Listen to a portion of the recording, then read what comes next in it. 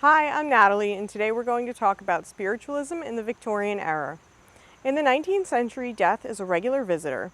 In an age before antibiotics and with only a basic understanding of germ theory, the average life expectancy was only about 43 years old.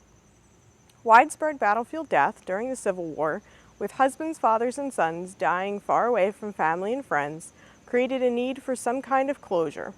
Spiritualism was surprisingly popular and a widespread movement that helped fill that need for closure in the later part of the 19th century. During the spiritualism movement, contacting the dead went from an occult practice to a polite parlor diversion. Table turnings, ghost rappings, where spirits communicated through a series of knocks and tapping noises, and seances were all common entertainment in the mid-19th century America.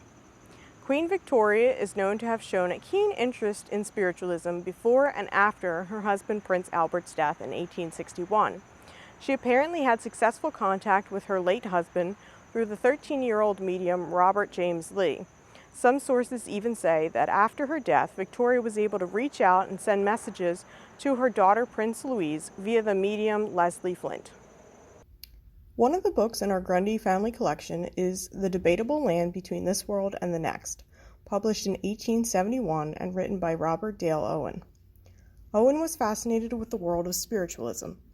In this book, he considers how spiritualism can, quote, confirm the truths and assure the progress of Christianity. He writes about the characteristics of spiritualism, its roots in religious teachings, and the physical manifestation of spirits, and who they are, as well as his own otherworldly experiences. Owen gathered many stories from credible sources. One such story in the book is entitled The Midnight Excursion. In her dreams, Cecilia was visited by her sister Esther. Together, they floated across the country to California, where Esther lived. Upon their arrival, Esther led Cecilia into a room where there was an open coffin placed in the center. Esther pointed to the body it contained. It was Esther's own body, pale with the hue of death. Esther told her sister that she wanted her to be prepared when the news of her death arrived. The next morning, Cecilia awoke and decided not to share her strange dream. She thought nothing of the dream until she received word that Esther had died the previous night. Cecilia had never visited Esther's residence in California, but from her dream she was able to describe in perfect detail the exact place where she lived.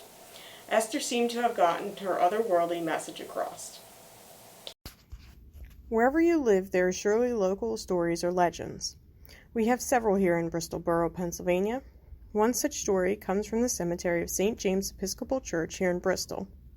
The church was founded in 1712. Today, the church has marked the grave sites of many interesting people buried in the cemetery. One notorious resident is Merritt P. Wright, who was born in 1850 and died in 1911. Legend has it that his widow, Sarah Wright, had a wrought iron chair placed on his grave so she could have a place to rest when she visited him. The iron chair is still there to this day and is often referred to as the witch's chair. The name comes from the legend that if you sit in the chair at midnight during the month of October, someone will wrap your arms around you. We hope you enjoyed our topic today. If you are interested in reading The Debatable Land Between This World and the Next, it is available to read digitally online for free through the link below. Don't forget to like and subscribe for more videos from the Grundy Museum, and you can also find us on Facebook and Instagram.